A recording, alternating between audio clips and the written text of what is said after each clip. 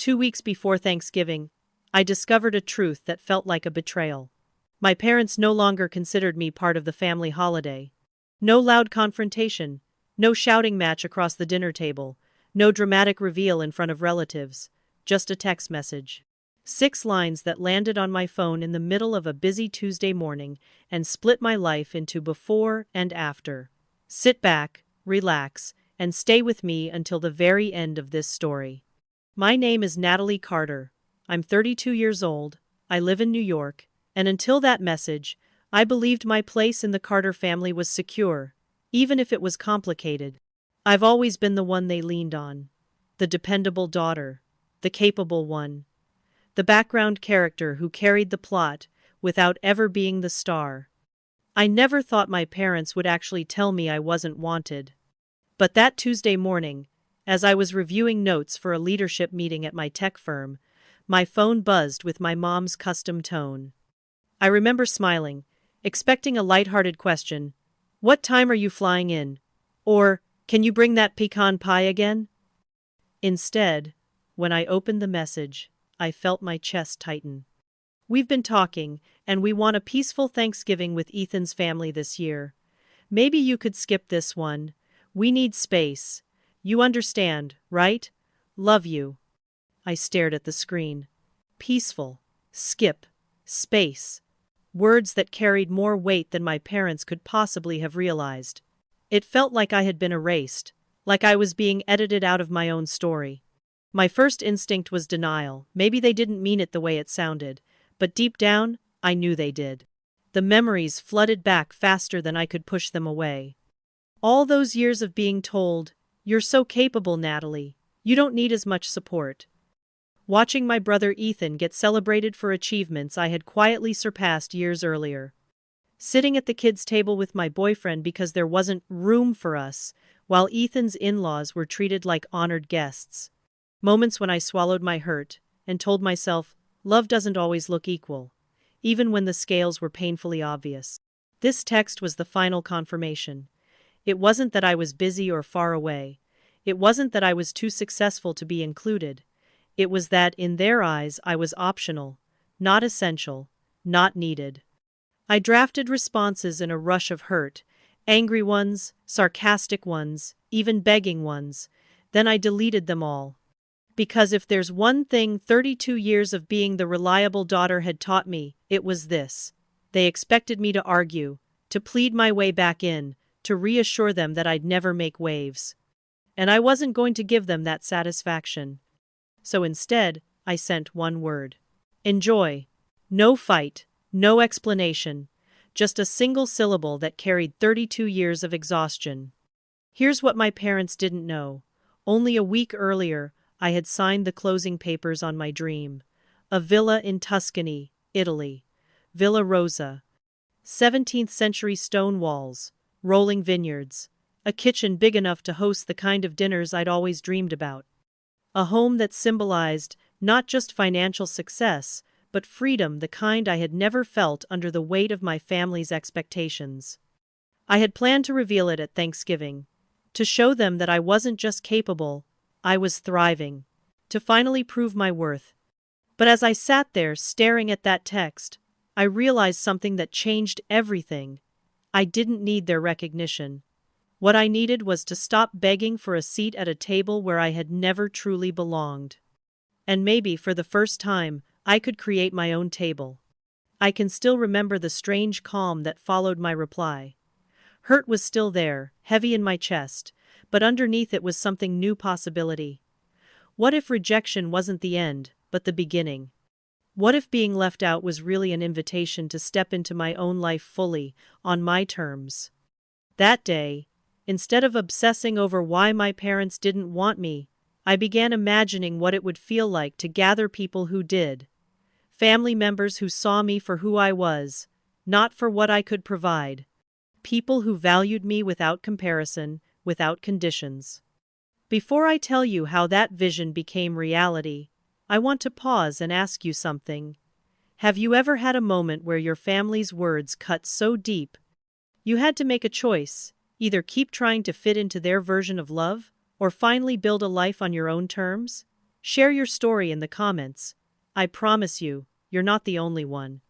And if you're listening and thinking, wow, this makes my family drama look simple, then hit that like button. Subscribe if you want more stories that dig into the complicated truth of families, because sometimes the hardest stories are the ones that free us. I didn't know it yet, but that single word, enjoy, would become the turning point in my life. It was the crack that let the light in, the moment I stopped trying to earn a place and started creating one. And to understand why it mattered so much, I need to take you back to the years of being the capable one, and the long shadow my brother Ethan cast over everything I did. That's where this story truly begins. I grew up in a house where love felt conditional, though no one ever said it out loud. From the outside, the Carters looked like the perfect family. My dad, David, worked hard and provided well. My mom, Margaret, was endlessly devoted to appearances, always making sure our home looked polished, that our neighbors admired us, that every family photo was staged just so. And then there were the two of us kids. Me, the eldest, the steady one, and Ethan, my younger brother by 5 years, the one whose needs and moods dictated the rhythm of our household. From the very beginning, I knew my role. I was the one who tied her own shoes, got straight A's, and stayed out of trouble. If Ethan spilled juice on the carpet, the reaction was, he's just little. If I forgot to take out the trash, the response was, Natalie, I expected more from you. I was capable. And Ethan was cherished. It wasn't just the small things. It was the milestones too. When I was 16, I spent 2 summers babysitting, cleaning houses, and working the register at a diner to save up for my first car. I remember the pride I felt when I finally bought that beat-up sedan with my own money. But only a few months later, Ethan's 16th birthday rolled around, and my parents surprised him with a brand new car topped with a giant red bow. I stood there, smiling in the photographs, my arm draped around him as he grinned. But inside, I felt the sharp sting of invisibility. My hard work hadn't earned me applause, it had earned me silence. College was the same story. I applied for scholarships, filled out financial aid forms, worked 3 jobs to cover what I couldn't. I carried exhaustion like a second skin, telling myself it was worth it, that I was proving my independence. When Ethan's turn came, there were no scholarship applications, no part-time jobs. My parents covered his tuition in full. I overheard my mom tell a family friend, Ethan just isn't as independent as Natalie, he needs more support. As if my ability to stand on my own 2 feet somehow made me less deserving of care. The pattern played out again and again. At my college graduation, I walked across the stage with honors. My parents clapped, hugged me, posed for pictures.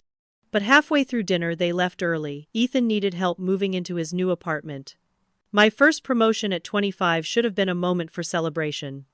I arranged a dinner, hoping for one night where my success could be the focus. But halfway through appetizers, my mom shifted the conversation to Ethan's upcoming wedding, and suddenly I was a spectator again, smiling while the spotlight swung away. There was one Thanksgiving I'll never forget. I had brought a boyfriend home for the holiday, nervous but hopeful. I thought maybe having someone by my side would change how my parents saw me. But when it came time to set the table, my dad announced there wasn't enough room at the main table, and we were squeezed in at the kids' table. I laughed it off in the moment, but I could feel my boyfriend's embarrassment burning beside me. Later that night, as I tried to share news about a major project I had landed at work, my mom nodded politely, then immediately turned the conversation toward Ethan's new job search. My boyfriend and I broke up a month later. When he left, he told me the truth I had been avoiding. It's not that they don't love you, Natalie. It's that they don't see you. And that was the heart of it. I wasn't unloved. I was unseen. I was the reliable backdrop to Ethan's drama. The one they didn't worry about because they assumed I would always be fine. But being fine isn't the same as being valued. Being strong isn't the same as being celebrated. Dr. Simmons, my therapist, once told me something that lodged itself deep in my mind. The roles we play in our families are powerful. They shape how we see ourselves, and how others see us. But those roles aren't fixed. You can choose to rewrite your script. At the time, I brushed it off. I didn't think rewriting was possible. I thought my only option was to endure it, to keep proving myself, to keep showing up, hoping one day the scales would balance. But as I think back now, I realize every overlooked milestone, every hand on my shoulder saying, "You're so capable," was carving me into someone my parents didn't have to think about. I wasn't the child who demanded attention. I was the one who smoothed the cracks. And for a long time I told myself that was noble, that it was strength. Yet there were nights when I lay awake, staring at the ceiling, wondering what it would feel like to be the chosen one, the one who didn't have to earn every ounce of approval. I wondered if my parents would ever look at me with the same pride they reserved for Ethan, pride that didn't hinge on me carrying the weight alone. I didn't know then that life was about to hand me the chance to step out of that shadow. That the years of being invisible were leading to a moment when invisibility would no longer be an option. Because what began as exhaustion and quiet hurt would soon ignite into something else entirely, the spark of building a life that no one could ignore. And it all started with a dream I had carried for years. A dream that had nothing to do with Ethan, nothing to do with proving myself, and everything to do with reclaiming my worth. That dream had stone walls, sunlit vineyards, and a name: Villa Rosa. For years, I had lived by a quiet rule: prove yourself first, dream later. It was how I survived being the capable one, the daughter who didn't ask for much, the one who never demanded attention. But after a decade of pushing myself at Lumen Technologies, staying late nights, surviving office politics, and pouring every ounce of energy into building a career, something shifted. When I was promoted to Executive Vice President of Product Development, it wasn't just another line on my resume. It felt like a doorway opening. For the first time, I wasn't just surviving. I was standing on solid ground. The promotion came with stock options, a salary that made my old bank statements look like relics, and a level of authority I had clawed toward for years. But what it really gave me was a kind of freedom I had never dared to imagine. For the first time, I could stop holding my breath. I could finally ask myself, what do I want that has nothing to do with proving my worth to anyone else? The answer had been buried inside me for years. It had a shape, a scent, a memory. I was 20 years old the first time I walked the narrow cobbled streets of Florence during a study abroad semester. I remember how the air smelled like espresso and warm bread, how the bells of the Duomo rang like a heartbeat across the city. One weekend, my classmates and I took a bus into the Tuscan countryside. That was when I saw it, the way the light slanted over the vineyards, the centuries-old farmhouses standing quiet and unbothered by time. I stood there on a hill, looking out across rows of olive trees, and thought, one day, I will have a place here. It seemed ridiculous back then. I was a broke student with more debt than savings, but the dream lodged itself in me like a seed. Over the years, whenever I felt invisible in my family, I'd picture that hillside, that farmhouse, that life where I wasn't just the reliable backdrop. I wasn't sure if I'd ever get there, but I saved anyway. Quietly, methodically, piece by piece. I researched property markets in Italy, the way other people researched vacation packages.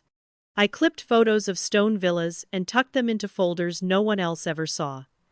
It was my secret rebellion, the proof that I still believed in a life that belonged entirely to me.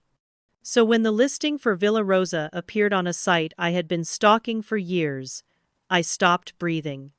It was everything I had imagined: a 17th-century stone farmhouse outside Florence, its own small vineyard, thick walls, terracotta floors, a kitchen that looked like it had been waiting for laughter and the clatter of dishes. It wasn't glossy or perfect. It was authentic, lived in, restored with care. The photos showed a terrace looking out over hills that seemed endless, the kind of view that could make you forget your own name. I scheduled a video tour with a realtor in Italy. Sitting at my desk in New York, I watched through a screen as she walked me from room to room. The master suite had French doors that opened onto a terrace, The attic had been converted into a guest space, wood beams crisscrossing above the cozy room. Every inch of it whispered, "You belong here." My heart raced the entire time, half from excitement, half from terror. Was I really going to do this? Was I allowed to want something so bold, so unapologetically mine? The closing process was a blur of signatures, wire transfers, and midnight calls across time zones. And then one morning, an email landed in my inbox with the subject line, "Congratulations, you are the new owner of Villa Rosa." I sat there staring at it, my coffee growing cold, tears prickling my eyes. After years of being told I was strong enough to carry everything, I had finally built something that wasn't about carrying at all. It was about belonging. I didn't tell my parents. I didn't tell Ethan.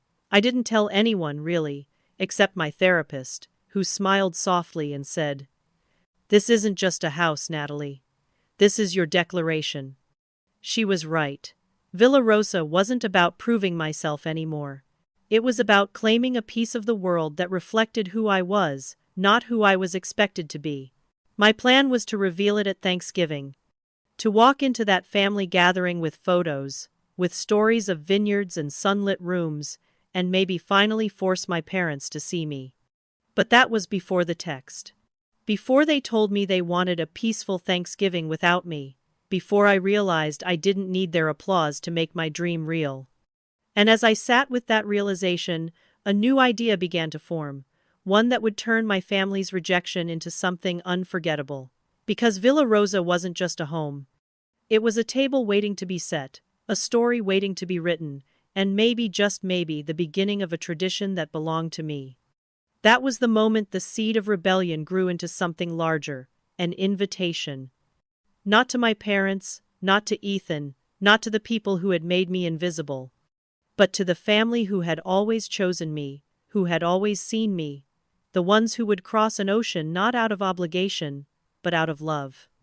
And as that plan began to take shape, I knew one thing for certain: this Thanksgiving would not be like any other. It would be the one where I finally stopped fighting for a place at their table and built one of my own. The night after I sent my one-word reply to my parents, I sat in my apartment staring out at the Hudson River, the lights of New Jersey flickering across the water like a taunt. The text had burned a hole in me all day, but the silence afterward was worse.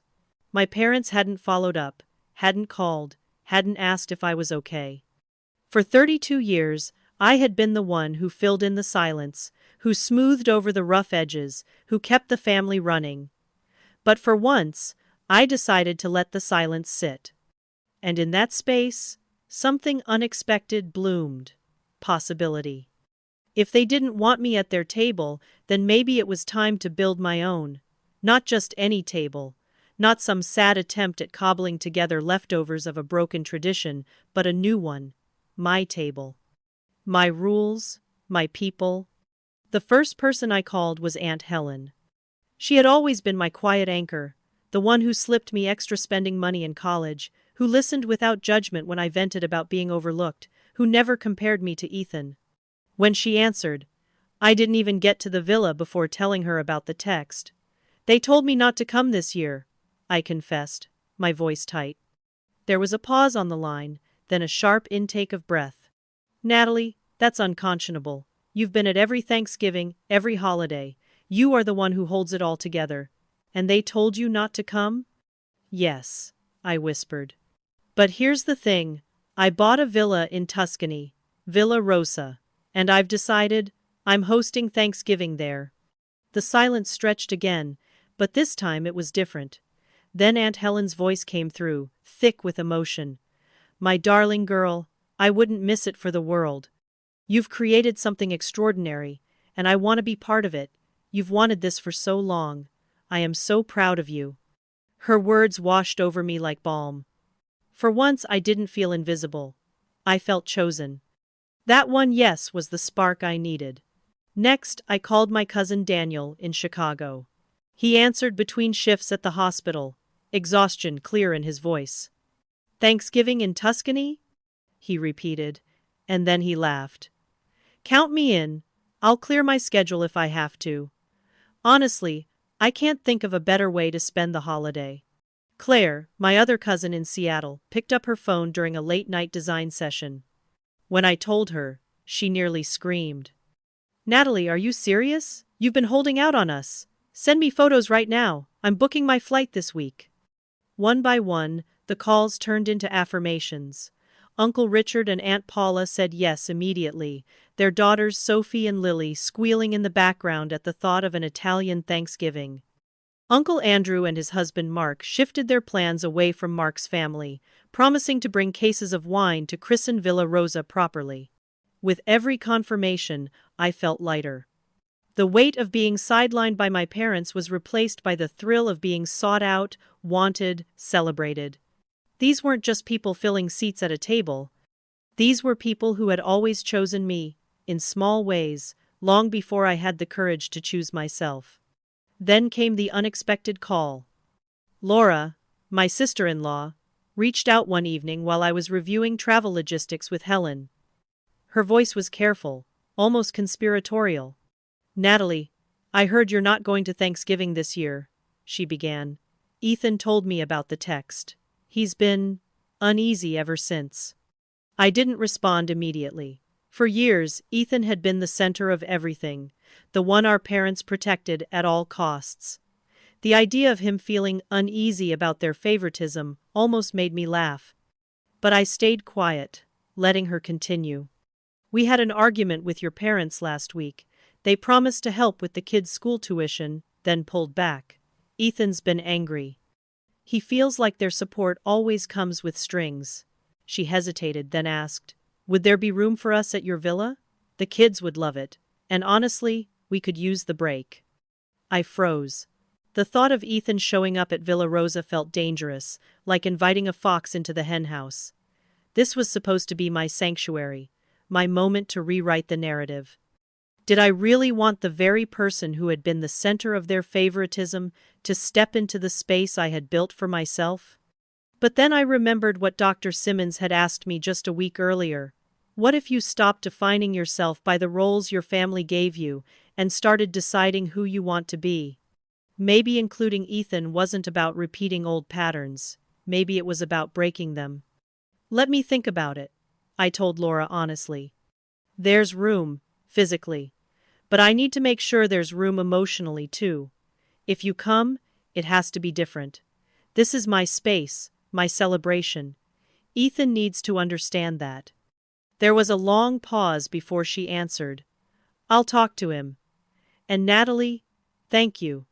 You didn't have to consider it, but you did. That means more than you know. When I hung up, my heart was pounding.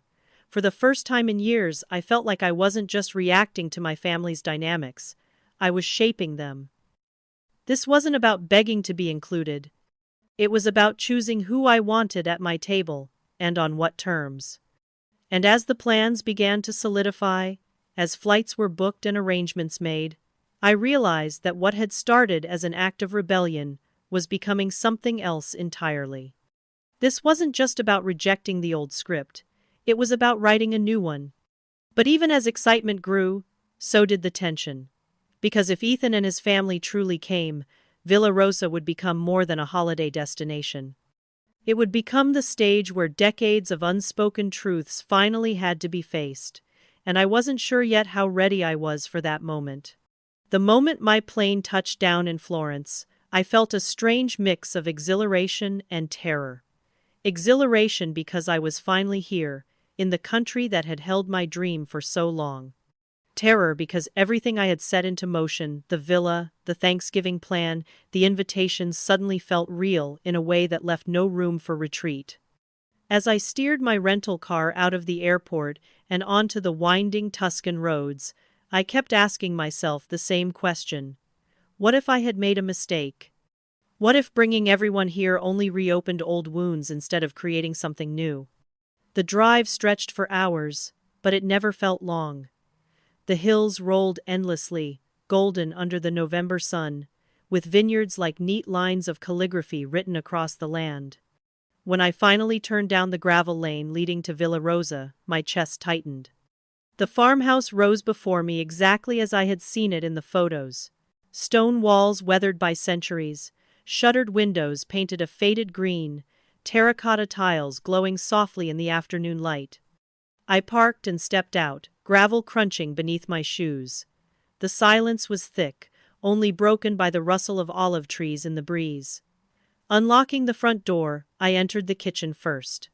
Copper pots hung from wooden beams, sunlight slanted across the farmhouse table, and the faint smell of earth and stone lingered in the air.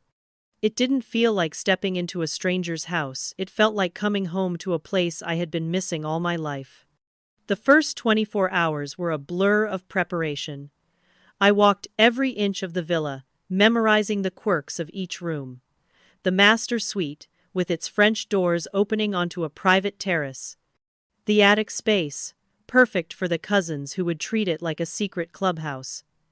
The guest cottage, small but cozy, where Uncle Andrew and Mark could stay. I met with the property manager, ordered extra linens, checked the kitchen supplies, and made lists, so many lists that by midnight my hands ached. But underneath the exhaustion, there was a current of joy. This wasn't duty, this was creation. The next morning, I drove to the market in San Gimignano. Stalls overflowed with colors, eggplants so glossy they looked painted, ruby red tomatoes, fresh herbs bundled with twine. I bought cheeses that smelled sharp and earthy, loaves of bread still warm from the oven, jewel-toned root vegetables, and a basket of red berries to stand in for cranberries. The butcher promised me the best free-range turkey from a local farm. Every purchase felt symbolic, as if I were weaving together two worlds, American tradition and Italian abundance, into a new kind of celebration. By the time I returned, the villa no longer felt empty. I could already picture the clatter of feet on the stairs, the laughter echoing off the stone walls, the farmhouse table crowded with plates and wine glasses. I spent the afternoon arranging flowers from the market in simple vases, laying out candles along the table, preparing for the arrival of my family. And then the first car pulled into the drive. Tires on gravel, doors slamming, voices calling out in excitement. I rushed outside to see Aunt Helen stepping out, Daniel behind her, and Claire practically running toward me. "Natalie!" Claire shouted, pulling me into a hug. "You've been hiding this from us?" Their reactions were everything I had hoped for. Aunt Helen's eyes filled with tears as she looked around. "My dear, this is extraordinary. You've created something truly special." Daniel, usually so composed, whistled low as he took in the vineyard. "You actually did it. I can't believe it." As more cars arrived, the villa came alive. Sophie and Lily claimed the attic with squeals of delight, already dragging their bags up the narrow stairs. Uncle Richard and Paula wandered the vineyard, glasses of wine in hand, marveling at the view. Uncle Andrew and Mark arrived last, their car stuffed with bottles of Chianti they had picked up along the way. That evening, I cooked a simple, welcome dinner, coq au vin, with bread and cheese from the market. We crowded around the farmhouse table, conversation spilling over itself, laughter rising until it filled the rafters. For the first time, I felt what Thanksgiving was supposed to feel like. Not obligation, not comparison, but connection. But as the night wore on and we poured the last of the wine, I couldn't shake the tension coiling quietly in my chest. Because one family hadn't arrived yet. Ethan, Laura, and the kids were due the next day, and I had no idea what their presence would mean. Would Ethan slip back into the role of golden child even here, under my roof? Would old habits seep into this new space, undoing everything I had built? The next afternoon, just as the sun dipped low over the vineyard, I heard the sound of another car crunching up the driveway. I stepped out onto the terrace, my heart pounding as the headlights swept across the gravel. The car door opened, and Ethan emerged, his expression unreadable. Behind him, Emma and Ben tumbled out, running toward me with shouts of, "Aunt Natalie!" Their small arms wrapped around my waist, their joy disarming. Laura followed with a careful smile. Ethan came last, standing there with his hands shoved deep in his pockets, his eyes scanning the villa, the vineyard, the family gathered in the doorway behind me. "Welcome to Villa Rosa," I said, forcing my voice steady. He looked at me for a long moment before answering. "It's beautiful, Nat." It wasn't an apology, it wasn't an acknowledgement, but it was something. And as I turned to usher them inside, I knew this was the real test. Because tomorrow was Thanksgiving, and the table I had built, my table, was about to hold more than food and wine. It was about to hold decades of unspoken truths, whether I was ready or not. Thanksgiving morning in Tuscany didn't feel like any other Thanksgiving I had ever known. I woke before dawn, the stone floors cool beneath my bare feet, the air heavy with the promise of something extraordinary. For a few minutes I stood at the kitchen doorway, watching the first light spill across the vineyard, turning the leaves gold. It struck me then that this was mine. Not borrowed, not tolerated, not squeezed into someone else's plan, mine. Slowly, the villa stirred awake. I brewed strong coffee, and before long the smell pulled the others downstairs. Daniel shuffled in first, hair still tousled, asking how he could help. Claire followed, carrying a notebook where she had been sketching the villa. Soon the kitchen was alive with voices and movement. We divided into teams without even needing to assign them. Daniel and I took charge of the turkey, Sophia prepped vegetables, and Claire created a centerpiece out of wildflowers she had found near the vineyard. There was no tension, no undercurrent of criticism. Every laugh felt easy, every suggestion welcome. Outside, the children ran across the courtyard, their footsteps echoing against the stone. They returned triumphantly carrying branches of rosemary and sage from the garden, their cheeks pink with cold. I showed them how to tuck the herbs under the skin of the turkey, their small hands eager to help. Watching their joy, I felt a pang of something I had rarely experienced with my family before, belonging without conditions. By midday, the villa hummed with energy. The scent of roasting turkey filled every corner, mingling with garlic, butter, and the sweetness of pies cooling on the windowsill. The cousins turned the long farmhouse table into something magical. They spread linen runners, lit candles that glowed even in the daylight, and placed handwritten cards at each setting. Each name was carefully decorated by the children with drawings of turkeys and clumsy sketches of the Italian flag. It was imperfect, messy even, but it was the most beautiful table I had ever seen. And then, just as we were standing back to admire our work, the vibration of a dozen phones shattered the moment. A chorus of chimes and buzzes echoed through the villa. Everyone froze. I pulled mine from my pocket and saw my parents' name flashing across the screen. The message was short, urgent, and sent not just to me but to almost everyone in the house. "Where is everybody? Ethan isn't answering. We're supposed to eat in an hour. We're worried. Please call." The room fell silent as relatives looked at me, waiting. I felt the weight of their concern pressing against me. For a moment, I imagined answering. I imagined my mother's sharp inhale when she realized where we were, my father's disbelief. I imagined their anger. But then I looked back at the table, at the candles flickering, at the place cards made with crayons, at the food we had prepared together. And I realized I wasn't ready to let their absence poison what we had created. "We'll tell them later," I said quietly. "Tonight is about us." There were nods around the room, murmurs of agreement. Even Ethan, standing at the edge with his arms folded, didn't argue. His silence was heavy but not hostile, as if he, too, was beginning to understand.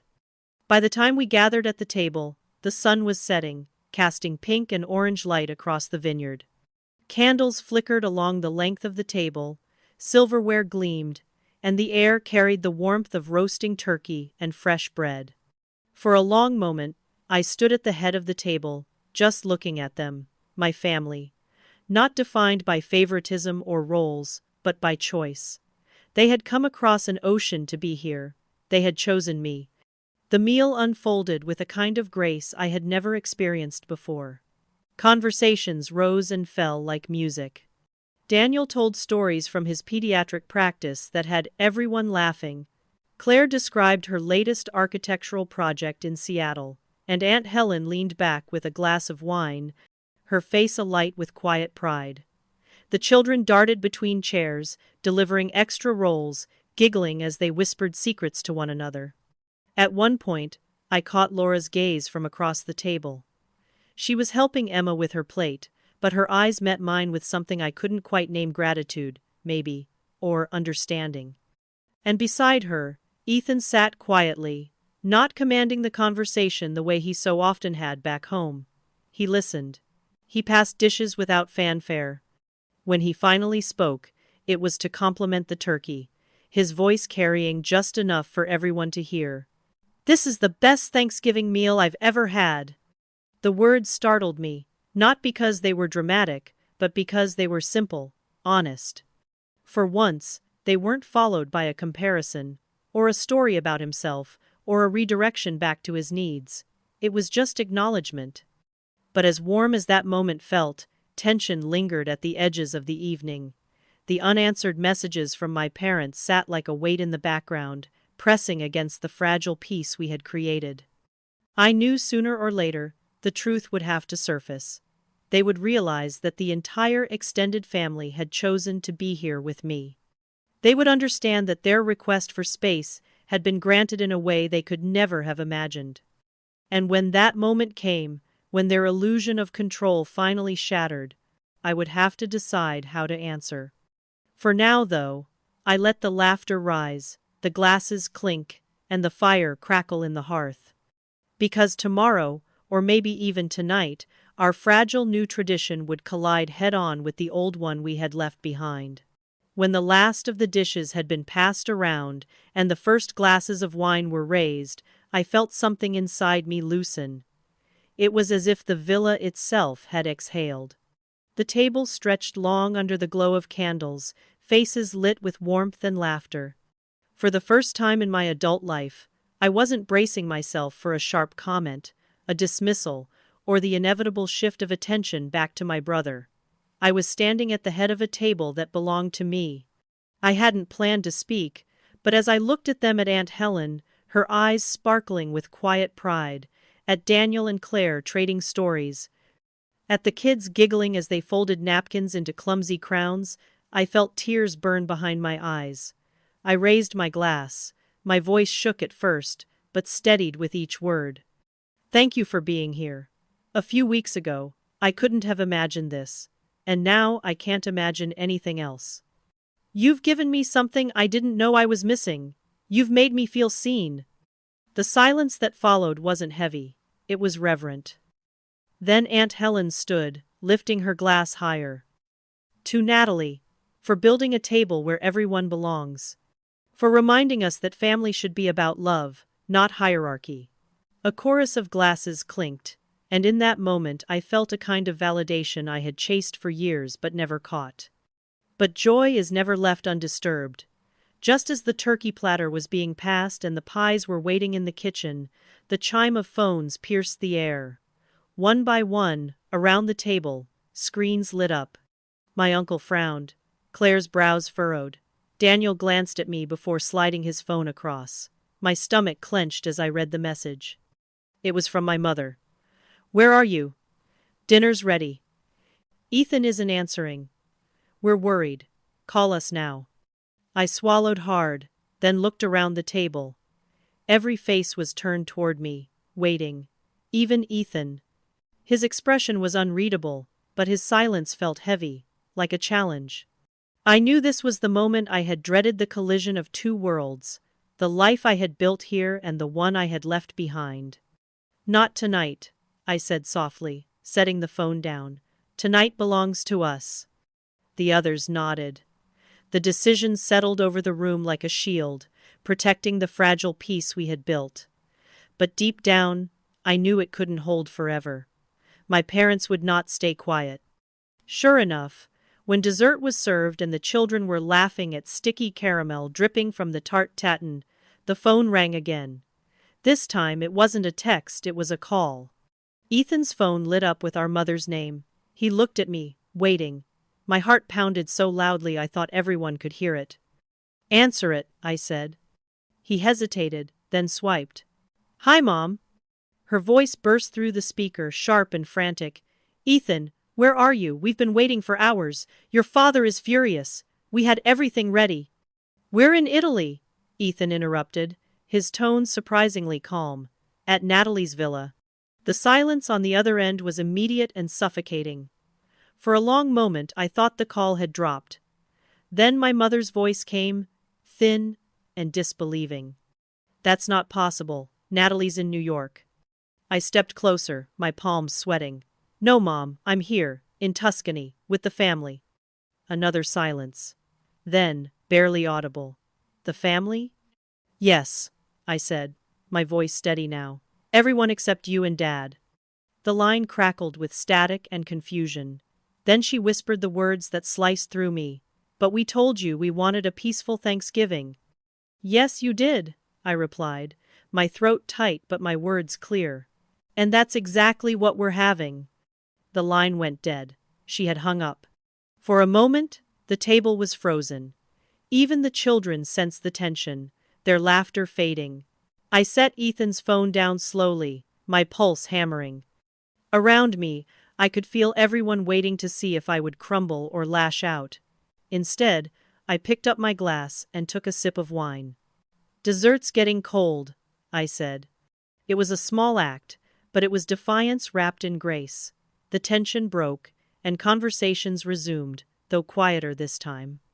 Ethan leaned back in his chair, rubbing his temples, while Laura reached for his hand.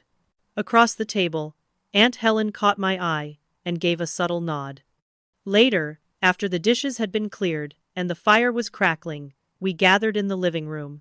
Daniel put on music, Claire coaxed the kids into a silly dance, and the air grew lighter again. But my phone buzzed on the mantelpiece, then again, then again. Messages poured in missed calls from my father, texts from my mother, demands for explanations. Their absence from our gathering had become undeniable, and I knew that back in Philadelphia, their house must have felt unbearably empty. I watched the notifications pile up without moving to answer. Instead, I turned my gaze to the fire, to the faces lit by its glow, to the sound of laughter rebounding off stone walls that had held centuries of other families before mine. For once, I didn't feel the familiar pull of guilt. I felt peace. But peace never lasts without cost. As I finally reached for my phone, the screen lit up with my father's name. I knew I couldn't ignore it forever.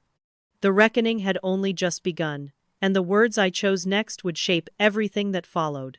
The call came the morning after Thanksgiving, when the villa was still heavy with the scent of roasted turkey and sweet pies, and the laughter from the night before seemed to echo faintly in the stone walls. I had woken early, restless, and slipped into the study with a cup of coffee, trying to gather my thoughts. My phone buzzed across the desk, my father's name glowing on the screen. I stared at it, knowing that answering would mean stepping into a storm I had been avoiding my whole life. I pressed accept. Where is everyone? His voice was sharp, strained. Your mother's been in tears all night. We had the table set, the food ready. We were waiting, Natalie. We were waiting for hours. I closed my eyes, steadying my breath. Dad, we're in Tuscany. At my villa. Everyone is here. There was silence, then a disbelieving laugh. Your villa? Since when do you have a villa? Since last month, I said. It would have been nice if either of you had asked about my life. You might have known. His tone shifted, anger giving way to confusion. Why would you do this? Why take everyone away from us? The question pierced deeper than I expected. For years, I had wanted nothing more than to be included, to be seen. Now here he was, asking me to justify creating the very thing I had always been denied. My hands trembled, but my voice stayed steady. Because you told me not to come. You said you wanted space. You wanted peace. I gave you exactly what you asked for. It wasn't supposed to be like this. His words cracked, a faint note of regret slipping through. Yes, it was, I whispered. It's been like this for years. Every milestone, every moment that should have been mine, you've turned back to Ethan. You've celebrated him while I was left to stand in the background. I was the daughter you didn't have to worry about, so you stopped seeing me at all.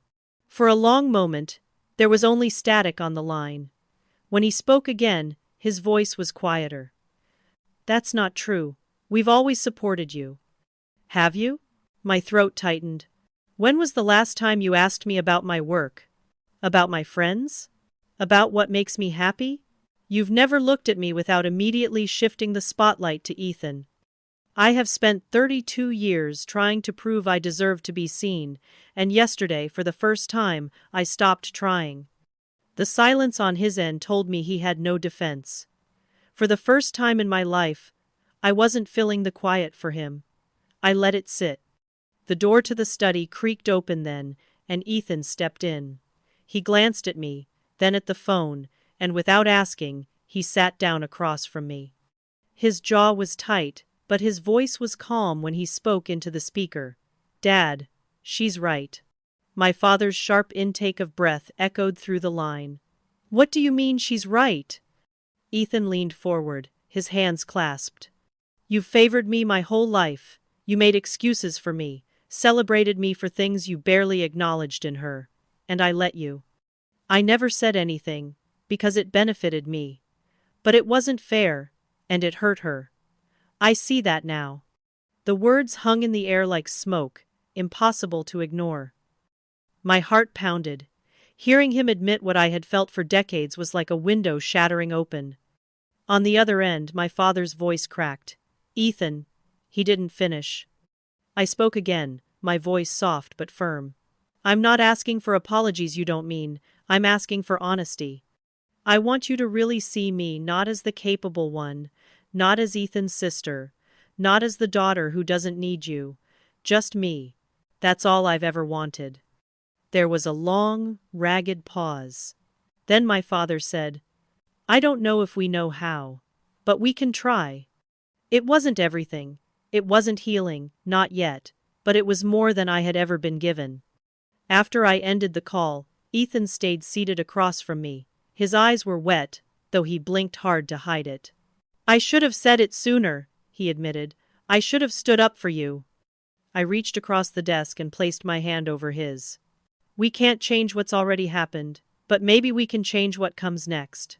For the first time in years, my brother and I sat in silence that wasn't hostile or competitive. It was fragile, tentative, but real. Out in the villa, I could hear the others stirring the scrape of chairs, the sound of children laughing, the clatter of dishes in the kitchen. The world was moving forward, waiting for us to rejoin it. But inside that study, something had shifted. I knew the patterns of the past wouldn't unravel overnight. My parents had built them too carefully, and I had carried them too long. But now, for the first time, there was a crack in the foundation, a space where something new might grow. And as I stood, ready to walk back into the life I was building, I understood that this was only the beginning. The reckoning wasn't behind me. It was still to come, waiting in the days ahead, when words would either turn into change or into another cycle. I would have to decide whether to break for good. The morning after that first Thanksgiving dinner at Villa Rosa, the house felt different. The usual heaviness that used to linger after family gatherings was gone. Instead, there was a quiet kind of joy that clung to the air, as though the villa itself had absorbed every laugh, every toast, every tender glance. The stone walls seemed to hum with something alive and new. When I walked downstairs, I found Daniel in the kitchen making coffee while the kids were building forts out of sofa cushions. Claire was sketching the vineyard through the open terrace doors, and Aunt Helen was already outside, walking slowly between the vines, her scarf trailing in the breeze. The sight stopped me cold.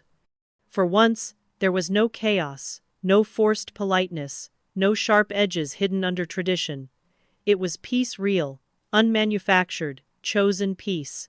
Over the next 2 days, we created memories that stitched themselves into something larger than just a holiday.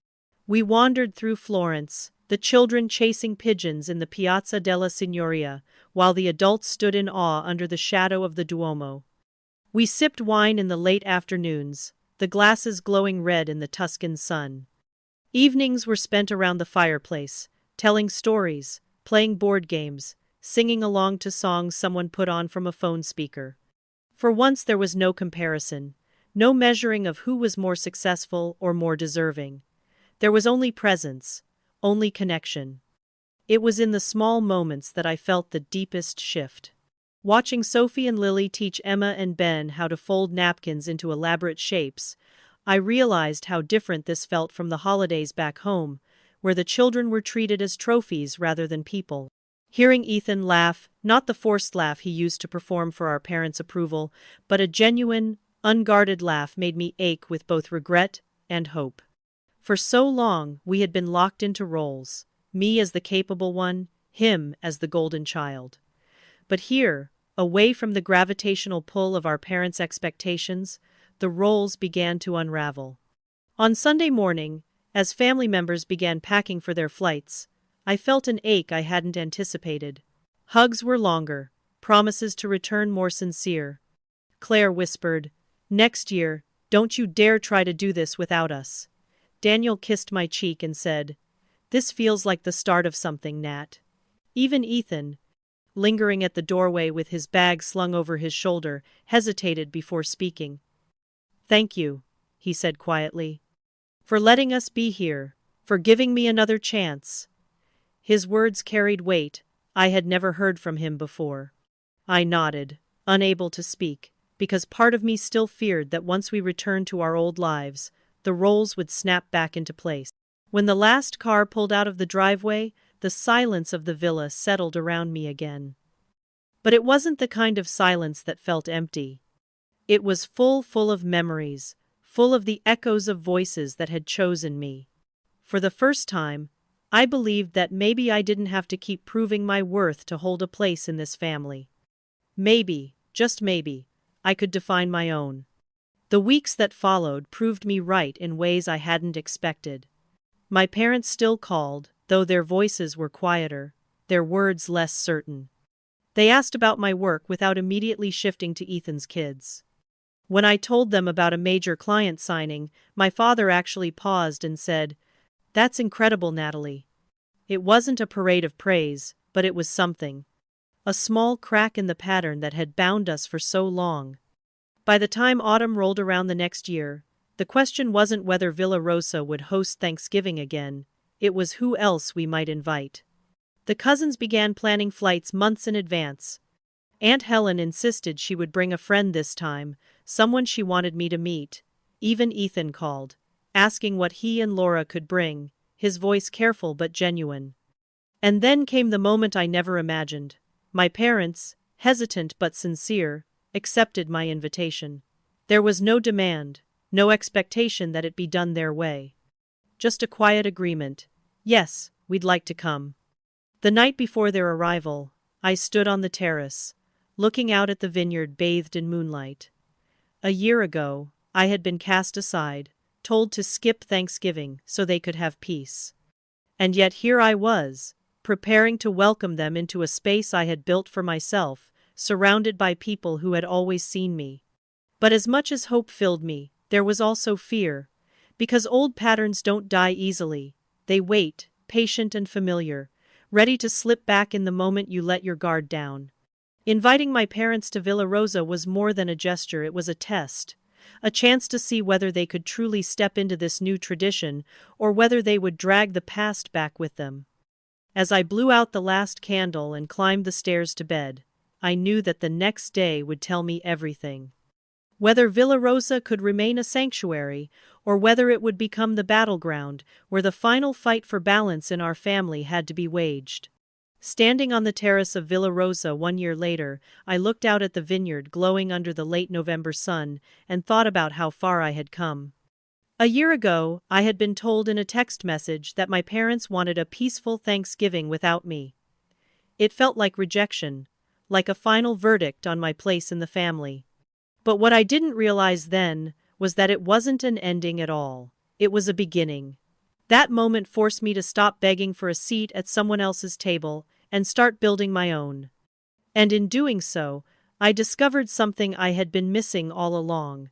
The freedom to define myself, not by their expectations, but by my own choices. That first Thanksgiving in Tuscany was more than just a holiday, it was a declaration. I learned that family isn't only about bloodlines and obligations. Family is about who shows up for you, who chooses you, who sees you without needing you to prove your worth every time. For so long I thought being capable was my identity. I thought if I kept giving, kept sacrificing, eventually my parents would notice me. But being seen isn't something you can force. It comes from being with people who want to see you. The months that followed that first gathering were filled with small but meaningful shifts. My parents began to call more often, not just to update me on Ethan or the kids, but to ask how I was doing, what projects I was working on, what I was excited about. They weren't perfect. Decades of habits don't vanish overnight, but there was a new effort in their voices. And when they arrived at Villa Rosa for the second Thanksgiving, I saw something I never thought I'd see in my mother's eyes: humility. She looked around the villa, at the table already being set by cousins and nieces and nephews, and she said, "This is extraordinary, Natalie. I'm proud of you." I don't think she realized what those words meant to me, how long I had waited to hear them. But in that moment, I understood something even more important. I didn't need them anymore. Her pride was a gift, but it was no longer the air I needed to breathe. I had already learned to live without it. That was the real freedom. The truth is, we can't always change the families we are born into, or the roles we are assigned as children. Some of us will always be the strong one, the forgotten one, the golden child, the troublemaker. Those roles are comfortable for the people who give them to us, and they rarely question them. But what I learned is that those roles don't have to define the rest of our lives. We can step out of them. We can rewrite the script. And sometimes, that act of rewriting doesn't just change us, it changes the people around us too. When I stopped trying to fight for scraps of attention, when I stopped bending myself to fit their version of love, it forced everyone else to confront the truth. Ethan had to face the unfairness he'd benefited from. My parents had to reckon with the daughter they had sidelined. And in the process, I discovered relationships I didn't know were possible. My brother and I began to talk in a way we hadn't since childhood. My extended family showed up with love I hadn't realized was so strong. Even my parents, in their imperfect way, started to try. What I want you to take from my story is this: rejection can feel devastating, but sometimes it's also a kind of permission. Permission to stop waiting for someone else to choose you. Permission to build your own table, to create your own traditions, to surround yourself with people who celebrate you as you are. Sometimes the greatest gift comes disguised as loss. So, if you've ever felt invisible in your own family, or overlooked in relationships where you've given everything, I want you to hear this. You don't have to keep begging to be seen. You can build something new. It won't be easy, it won't happen overnight, but it will be yours, and that is worth more than any hollow approval. Villa Rosa became more than a house. It became a symbol, a reminder that boundaries aren't walls to keep people out, they're invitations for the right people to step in. A reminder that family can be chosen as much as it is inherited. And most of all, a reminder that self-worth doesn't come from being applauded. It comes from knowing you don't need applause to stand tall. If my story resonated with you, if it made you reflect on your own family traditions, or the tables you've been asked to squeeze yourself into, I'd love for you to share your thoughts. Hit like, subscribe, and pass this video along to someone who might need to hear it today. Because you never know who is carrying the same invisible weight, waiting for permission to set it down. And let me leave you with this question. If you stopped waiting to be chosen, what kind of table would you build for yourself?